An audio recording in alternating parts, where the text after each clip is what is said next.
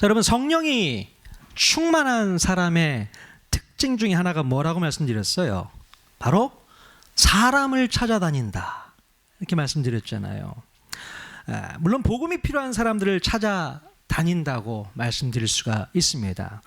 베드로는 사방으로 두루 다니면서 예수님을 믿지 않은 사람들에게 복음을 전했고, 또 예수 믿는 사람을 만나게 되면 위로와 권면과 치유의 역사, 치유의 사역을 지속적으로 하게 된 것을 우리가 볼 수 있습니다. 자, 그래서 우리 지난주에 살펴보았던 것처럼 8년 동안 중풍으로 누워 있었던 애니아를 고쳐주었고, 또 이미 죽었던 다비다를 살려낸 역사를 우리가 살펴보았습니다. 여러분, 사람을 고치고 살리는 일은 어디에서부터 시작한다고 말씀드렸어요? 관심, 바로 사람을 찾는 일에서부터 시작한다, 이렇게 말씀을 드렸습니다. 자, 그냥 자리에 앉아 있으면 복음을 들어야 할 사람이 스스로 찾아오지 않습니다. 그냥 찾아오지 않아요. 성경에 기록된 베드로처럼, 빌립처럼, 바울처럼 우리도 사람을 찾아다녀야 되는 거예요. 사람을 두루두루 찾아다니지 않는다면 우리는 절대로 한 사람도 복음을 전할 수가 없습니다. 못 전해요. 어떻게 복음을 전합니까? 지난주에 병원에서 재활치료를 받고 있는 한 자매님을 신방하고 왔습니다. 대웅교회 한 집사님의 언니 되시는 분이신데요, 최근 몇 달 전에 뇌출혈로 쓰러져서 갑자기 병원에 입원하시고 현재 재활치료 중에 있으세요. 많이 좀 좋아지셨는데요, 원래 이분이 불교 신자셨습니다. 오랫동안 불교를 믿고 있었던 분이신데 이번 일을 계기로 해서 하나님의 사랑이 얼마나 큰지를 깨닫게 되었어요. 자, 그래서 제가 제 아내와 함께 신방을 가서 지난주에 했던 본문 말씀을 가지고 복음을 전했습니다. 그랬더니 얼굴이 확 펴지면서 마음 가운데 하나님이 주신 은혜를 경험하고 있더라고요. 그래서 제가 25일 날 새가족 초청 성탄 예배에 초청 카드를 드리면서 초청을 했습니다. 물론 몸이 불편하시지만 휠체어에 타고 이렇게 오실 수 있을 것 같아요. 그래서 초청을 했더니 오시겠다고 얘기를 하시더라고요. 아멘. 물론 대웅교회 다니시는 분의 언니분이기 때문에 예수를 믿게 되면 대웅교회로 갈 확률이 높습니다. 그러나 중요한 것은 우리가 주 안에서 한 자매와 형제 아니겠습니까? 어디를 가도 무슨 상관이 있겠어요. 복음을 전하는 곳, 그곳에 하나님의 사랑이 넘쳐나게 될 줄로 믿습니다. 두루두루 살펴야 돼요. 그러니까 하나님께서는 두루두루 살필 때에 하나님을 만날 수 있는 그런 사람들을 만나게 해준다는 겁니다. 그런 것들을 우리가 분명히 깨닫고 나아갈 수 있기를 바라요. 자, 이렇게 베드로는 지중해 연안의 이방 지역을 두루 다니면서 놀라운 성과를 내고 있었습니다. 자, 그런데 오늘 본문에 보니까 베드로가 무척 난처한 일을 겪게 된 것을 볼 수가 있어요. 오늘 본문에서 베드로는 어떤 어려운 일을 겪게 되었을까? 우리 한번 살펴보도록 하겠습니다. 자, 베드로는 요빠 지역에서 다비다를 살려내고 나서 그것을 떠나지 않고 바로 무두장이 시몬의 집에서 며칠 동안을 더 유하게 됩니다. 자, 그런데 어느 날 베드로는 낮 12시 정도쯤에 늘 하던 대로 지붕 위에 올라가서 기도를 하게 되죠. 자, 그런데 갑자기 황홀한 중에 한 가지 환상을 보게 됩니다. 자, 어떤 환상을 보게 되었을까요? 자, 사도행전 10장 11절 12절 말씀 우리 같이 한번 읽어보도록 하겠습니다. 시작. 하늘이 열리며 한 그릇이 내려오는 것을 보니 큰 보자기 같고 내 귀를 메어 땅에 들이웠더라. 그 안에는 땅에 있는 각종 네 발 가진 짐승과 기는 것과 공중에 나는 것들이 있더라. 네, 바로 레위기에 나오는 부정한 짐승들의 모습이 환상으로 보이는 거예요. 자, 그런데 주님의 음성이 들려왔습니다. 뭐라고 말씀하십니까? 베드로야, 일어나 잡아 먹으라, 이런 말씀을 하시는 거예요. 자, 이런 주님의 음성을 듣고 베드로가 어떻게 반응을 했습니까? 자, 사도행전 10장 14절 말씀 또 읽겠습니다. 시작. 베드로가 이르되 주여, 그럴 수 없나이다. 속되고 깨끗하지 아니한 것을 내가 결코 먹지 아니하였나이다. 네. 베드로는요, 아무리 배가 고파도 부정한 짐승들을 절대로 잡아먹을 수 없다, 없다라고 우리 주님께 그렇게 얘기를 했던 것입니다. 자, 그러나 주님은 2번, 3번 하나님께서 깨끗하게 하신 것을 네가 속되다고 하지 말고 잡아 먹으라 라고 베드로에게 명령을 하시게 됩니다. 자, 그런 후에 그 환상은 사라지게 되었고 베드로는 그 환상이 무슨 뜻인지 이해를 할 수가 없었던 거예요. 자, 그런데 그때 마침 고넬료라는 로마 백부장이 보낸 사람들이 시몬의 집을 찾아오게 됩니다.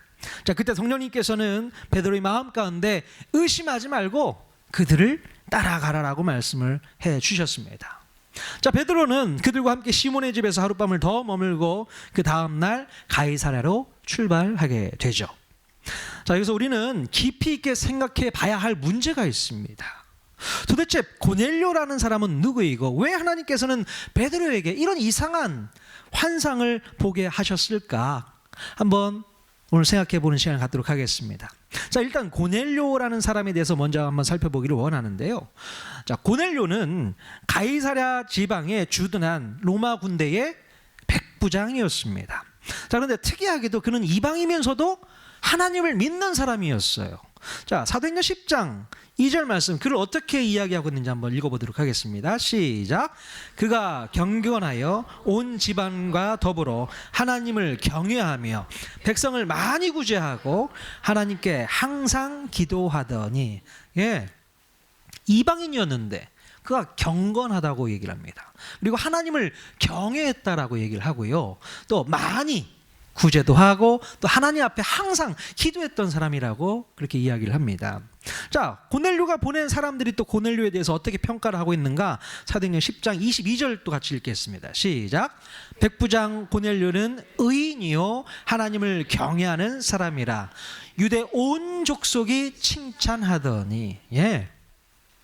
자, 백부장 고넬료는 의인이라고 그렇게 얘기를 해요. 그리고 하나님을 경외하는 사람이고 온 유대 족속들이 칭찬을 하는 그런 사람이라고 평가를 하는 것을 볼 수 있습니다. 예. 자, 그리고 온 집안 사람들 모두가 고넬료와 함께 하나님을 경외했다고 기록하고 있고요. 특별히 고넬료는 항상 기도하는 사람이다, 이렇게 또 표현하고 있습니다. 자, 이 고넬료가 언제부터 하나님을 믿는 유대 종교로 개종을 했는지는 모르겠지만, 자, 그는 정말로 로마 제국의 군대를 책임지는 백부장이 맞을까 싶을 정도로 인정받는 사람이었습니다.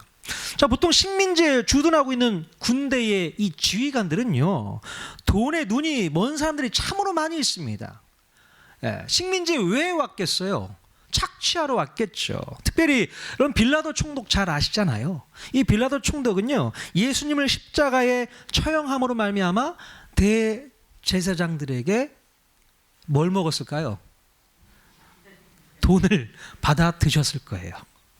오늘 통성여학교 우리가 공부하면서 배울 테지만 벨릭스라는 총독도요, 바울에게 뇌물을 받으려고 바울을 2년 동안 수감해 놓는 것을 볼 수 있습니다. 왜냐하면 바울이 후원금을 많이 가지고 다녔거든요. 그러니까 돈이 많은 사람이라고 생각해서 뇌물을 받을 작정으로 바울을 2년 동안 데리고 있는 것을 볼 수 있습니다.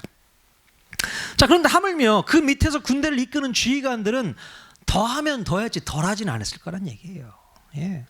유대 백성들을 착취하고 수탈하고 어떻게 해서든 더 좋은 것은 다 가져갈 목적으로 그 땅에 찾아왔다는 것입니다. 자, 그런데 놀랍게도 이 백부장 고넬료는 그런 부리들과는 거리가 먼 삶을 살고 있었다는 것입니다.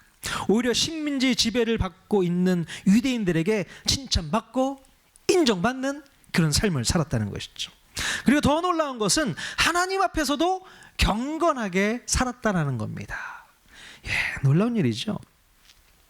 유대인들의 상식으로는 도무지 이해가 되지 않는 삶을 살고 있었던 것입니다. 어떻게 이방인으로서 하나님을 경외하는 삶을 살 수 있었을까? 여러분, 그때 당시 로마에는요 30만 개가 넘는 신이 있었다고 합니다.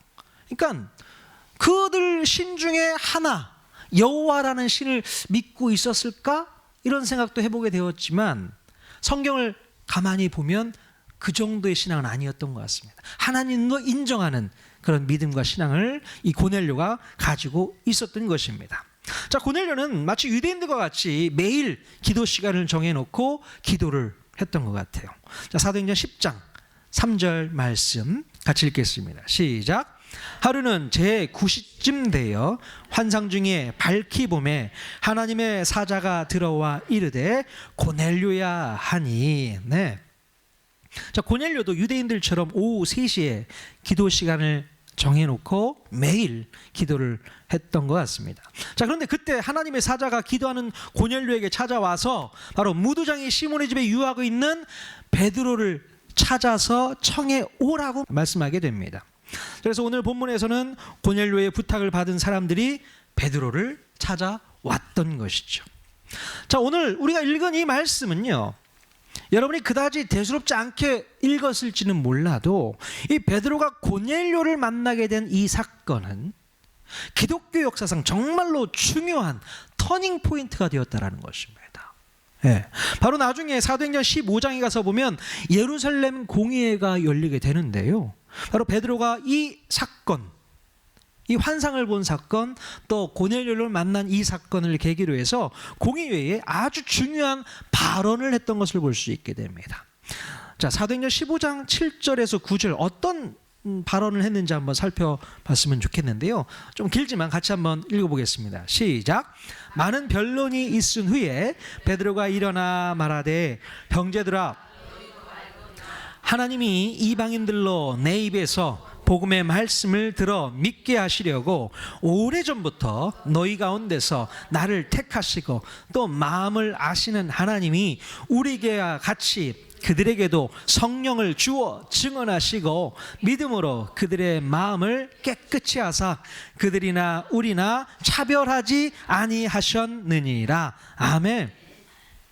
차별하지 않으셨다는 거예요. 이방인이나 유대인이나 다 똑같이 하나님의 구원이 필요한 자라고 말할 수 있었다는 것입니다. 이 베드로의 놀라운 고백으로 말미암아 예루살렘 공의회에서는 어떤 결정이 내려졌을까요? 바로 하나님께서 이방인들에게도 구원 계획을 가지고 계신다는 선언을 할 수 있게 되었다는 것입니다. 더 이상 유대인들의 선민의식을 내려놓고 이방인에 대한 편견은 버려야 한다고 결정이 내려졌던 것이죠. 자, 그래서 오늘 베드로가 보게 된 이 환상과 또 이방인이었던 고넬료와의 만남이 교회사에서는 그렇게도 중요한 계기가 될 수 있었다는 것입니다. 자, 그런데 여러분, 베드로가 도대체 뭘 그렇게 대단한 결정을 했다고 오늘 본문에서 누가가 이렇게 상세히 기록해 놓았을까? 자, 아니 이방인이었던 고넬료를 만나러 간 것이 뭐가 그렇게 대단한 일이었을까요? 자, 우리가 볼 때 별것 아닌 것 같지만 베드로의 입장에서는 정말로 어려운 일이었기 때문에 그렇습니다. 자, 여러분, 우리가 우리 마음 가운데 가지고 있는 이 편견과 고정관념을 깬다는 것이 그렇게 어려운 거예요. 자, 그런데 이 사건은요, 한 개인이 가지고 있었던 편견이 아니라 바로 유대 민족이 오랫동안 가지고 내려왔던 고정관념이었기 때문에 그것을 깨기가 그렇게도 어려웠던 거예요.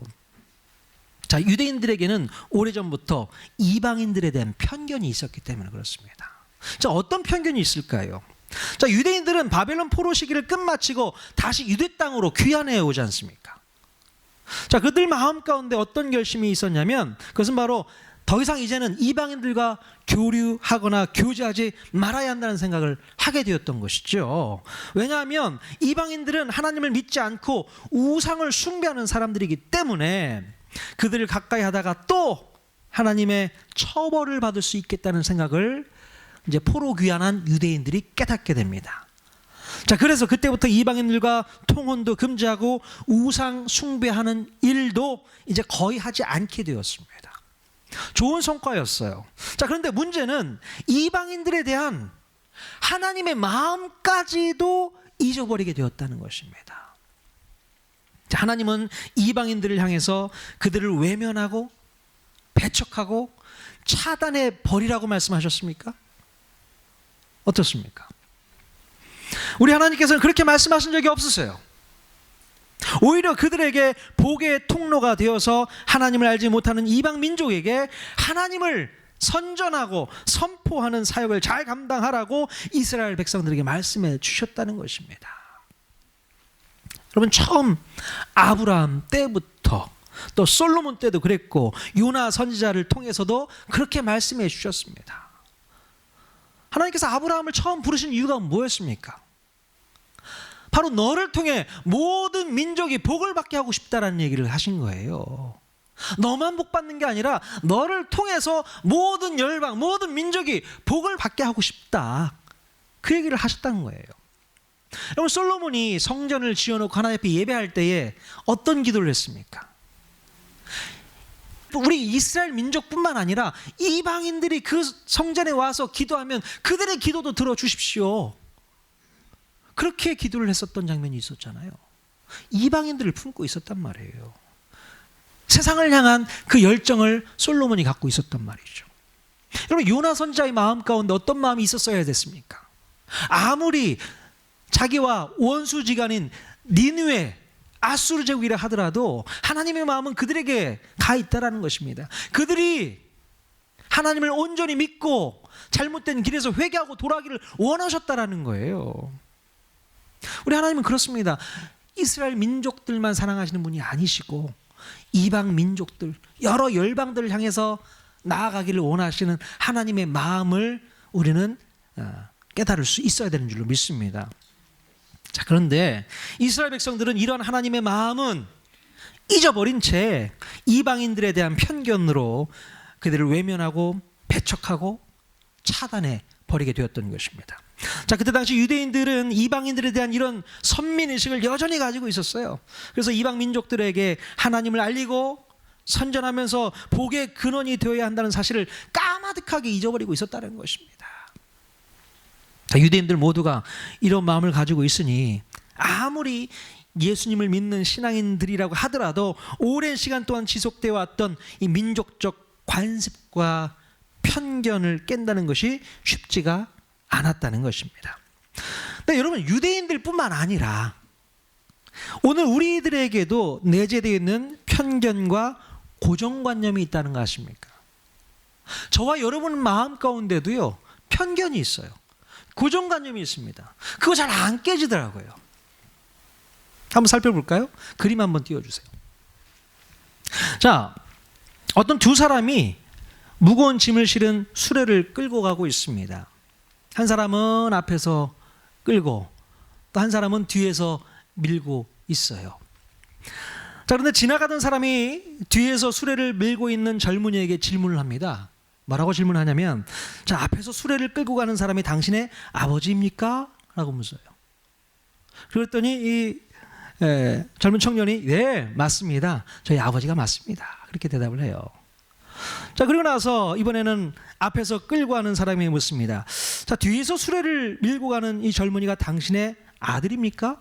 그랬더니 이 아버지가 아닌데요. 그렇게 얘기를 하는 거예요. 아니, 무슨 말이지? 다시 뒤에서 밀고 있는 청년에게 묻습니다. 아니, 저 앞에서 끌고 있는 분이 당신 아버지 아니에요? 저희 아버지 맞습니다. 아니, 도대체 무슨 소리야? 다시 앞에 가서 묻습니다. 뒤에서 밀고 있는 저 젊은이가 당신의 아들이 아니란 말이에요? 아니라니까요. 여러분, 도대체 이 이야기를 듣고 여러분 무슨 생각을 하시게 돼요? 뒤에 있는 이 아들의 친아들이 아닌가? 별의별 생각을 할 수 있게 되죠. 다시 한번 묻게 됩니다. 정말 뒤에서 밀고 있는 저 사람은 도대체 누구입니까? 그랬더니 이 아버지가 뭐라고 얘기하냐면 딸인데요. 그렇게 얘기를 하는 거예요. 딸이고요. 아들 아니면 누가 있겠어요? 딸이죠. 근데 우리는 뒤에 있는 사람이 아들일 거다라고 생각을 하고 있는 착각, 편견, 고정관념이 있었던 거예요. 우리의 삶 가운데 늘 이렇습니다. 여러분, 이 편견이란 말이 무슨 뜻인지 여러분 아십니까? 사전적 의미를 살펴보면 미리 정해져 있는 판단, 이것을 편견이라고 얘기를 합니다. 사실을 잘 관찰하고 판단하는 것이 아니라 이미 마음속에 판단을 해놓고 사실을 대한다는 것입니다. 자, 편견을 다른 말로 선입견이라고 우리가 말할 수 있는데요. 우리는 말도 안 되는 이 편견과 선입견을 가지고 사람을 대할 때가 너무나도 많이 있습니다. 예전에 영국의 비평가 이 버나드 쇼라는 사람이 사람들이 가지고 있는 잘못된 편견을 지적했던 적이 있습니다. 자, 한 번은 미술 작품을 평가하는 사람들 중에 이 미켈란젤로의 작품을 좋아하는 사람들은 로댕의 작품을 굉장히 싫어한다는 사실을 발견하게 되었어요.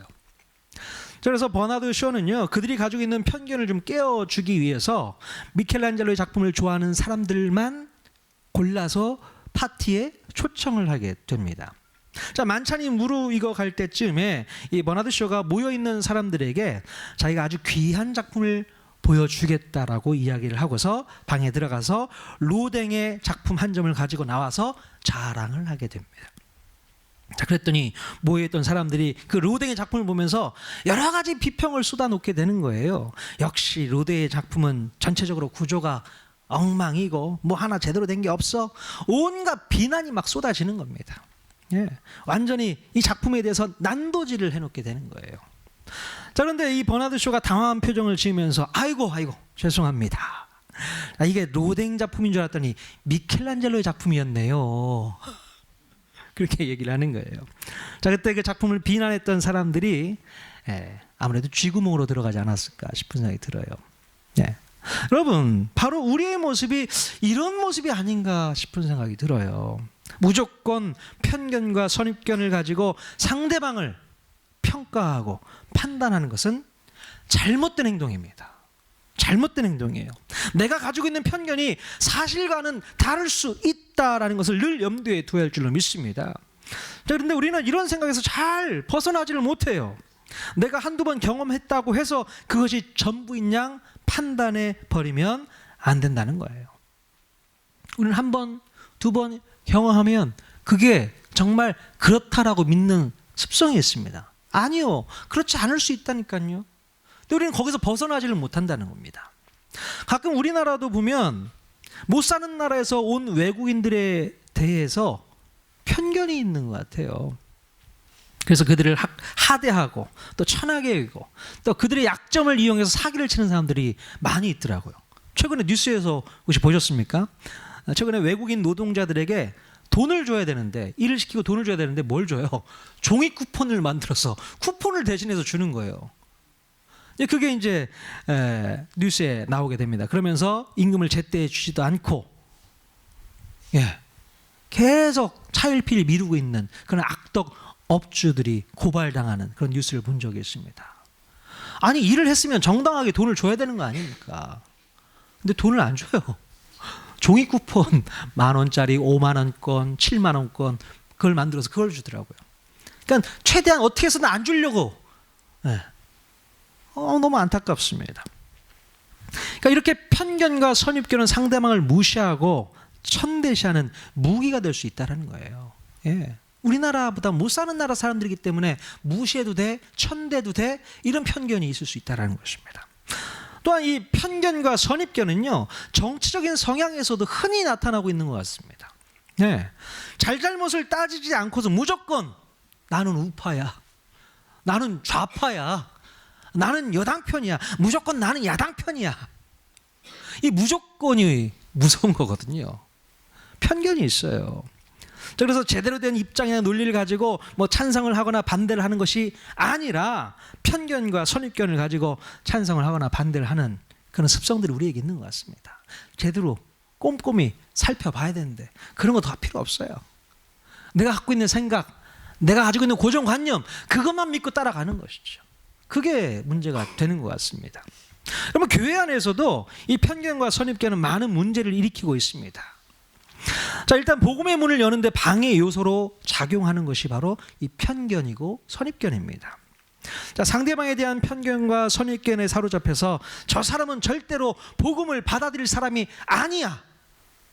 왜냐하면 맨날 교회에 대해서 좋지 못한 소리만 하고 비난하고 판단하는 사람에게 무슨 복음을 전하겠냐 하고서 복음을 차단합니다. 전하지 않아요. 아예 말도 꺼내지 않습니다. 그건 우리 생각이지요. 하나님은 더 놀라운 뜻을 갖고 있고 계획을 갖고 있고 그가 예수 믿게 하고 복음을 듣고 돌아오게 할 계획을 갖고 계신데 우리의 편견, 우리의 고정관념 때문에 복음이 전달되지 못하고 있을 때가 많이 있다는 것입니다. 누구 문제예요? 예, 우리 문제입니다. 우리 문제예요. 자, 그리고 교회 안에 나와는 전혀 다른 부류의 사람들이 오게 되면 그들을 불편하게 생각하거나 꺼리는 경향이 있어요. 그들을 예수님의 사랑으로 흡수하지 못하고 품지 못하고 또 보듬어 안지 못하면 교회는 어쩌면 교회의 사명을 다하지 못하는 그런 모순에 빠질 수가 있다는 것입니다. 지금으로부터 한 6년 전쯤에 여러분 잘 아실 수 있는지 모르겠지만 울랄라 세션이라는 보컬 그룹의 리더 이민택 씨가 위암으로 세상을 떠나게 됩니다. 자, 그런데 그 이후에 크리스천 개구먼 이성미 집사님이 간증을 하게 되는데 그 이민택 씨를 그렇게 전도를 하려고 애를 쓰셨다고 하더라고요. 근데 이분이 예수를 그렇게 거부하고 받아들이지 않는 거예요. 이유가 뭔가 했더니 젊었을 때에 다니던 교회가 있었대요. 열심히 다녔었는데 그 교회의 목사님의 아들이 같은 나이 또래인데 이 이민택 씨를 교회에 못 오게 막았다는 겁니다. 왜 그런가 했더니 이 친구가 젊었으니까 좀 껄렁껄렁 했었나 봐요. 복장도 단정하지 못하고 머리에도 막 노랗게 물들이고 그렇게 교회를 오니까 교회의 물이 흐려진다는 겁니다. 너는 교회 오면 안 돼. 교회의 질이 떨어져. 그거에 대한 상처가 있는 겁니다. 그래, 내가 교회에 발 디디나 보자. 그러면서 교회를 떠나가게 됩니다. 예수님을 받아들이지 않게 되었다는 것이죠. 근데 나중에 우리 이성미 집사님이 계속 복음을 전하다가 이제 이분이 돌아가시기 전날 이성미 집사님을 초대해서 같이 예배를 드리고 예수 그리스도를 영접하고 그 다음날 죽음을 맞이하게 되었다는 그런 간증을 제가 들은 적이 있습니다.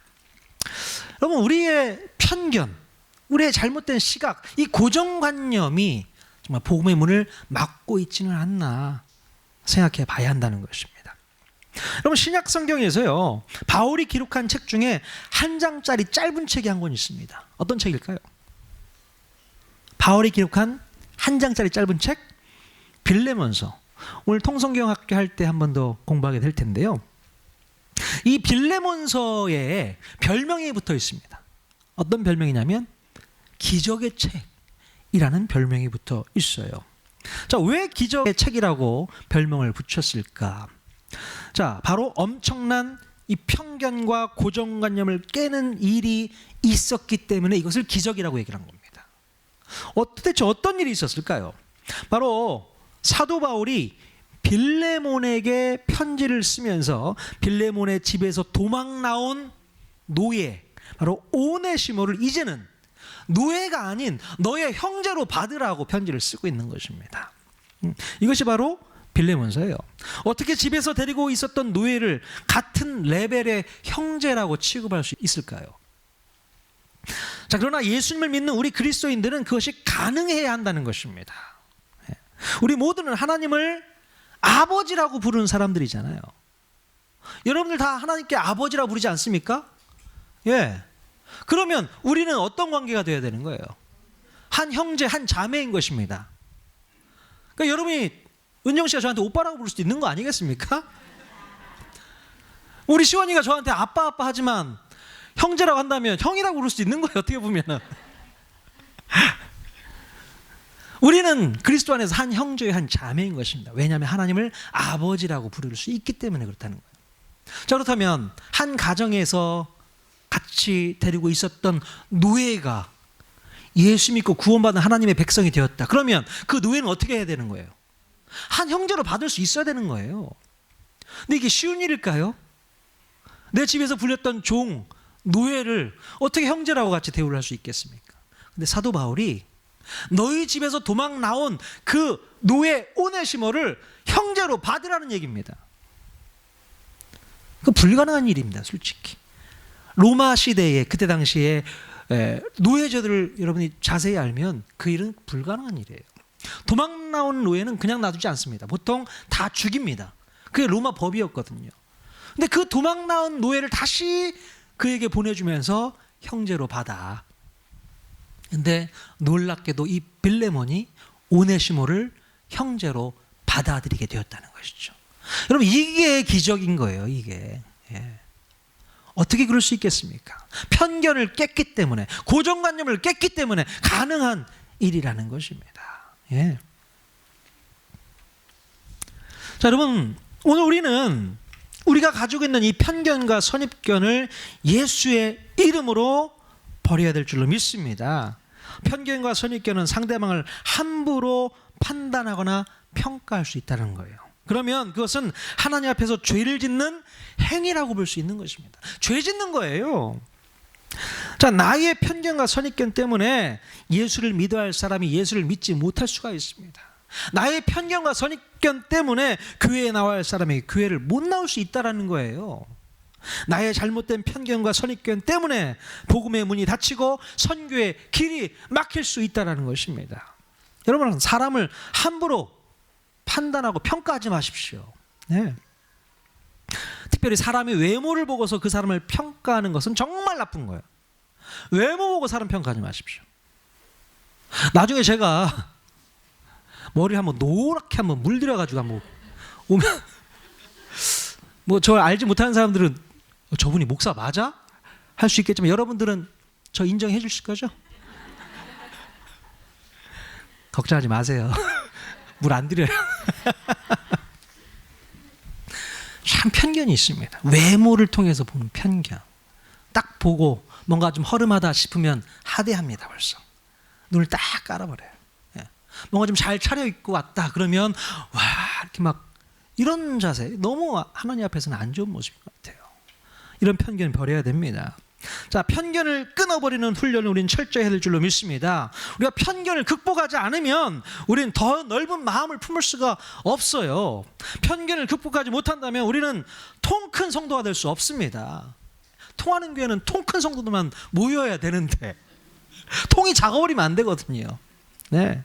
잘못된 편견을 극복하고 선입견을 극복할 때에 하나님께서는 우리의 지경을 더 넓혀 주시는 줄로 믿습니다.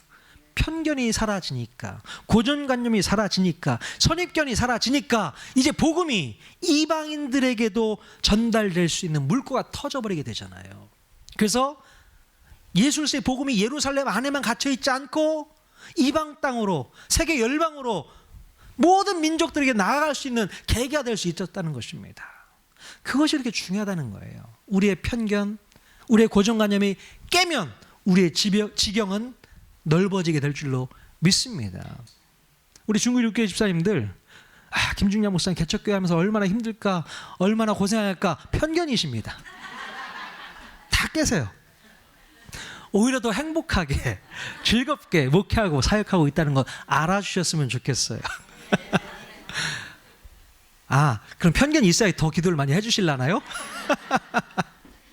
예, 기도 많이 해주세요. 네. 자, 이 시간에 정말 하나님께서 우리에게 주시는 마음을 품고 같이 기도하기를 원합니다. 다 같이 한번 일어나서 찬양하기를 원하는데요. 찬송가 505장 온 세상 위하여 나 복음 전하리. 여러분, 온 세상을 품으려면 모든 편견과 선입견은 다 사라져야 됩니다. 자, 그 마음 가지고 하나님 앞에 찬양하기를 원합니다. 온 세상 위하여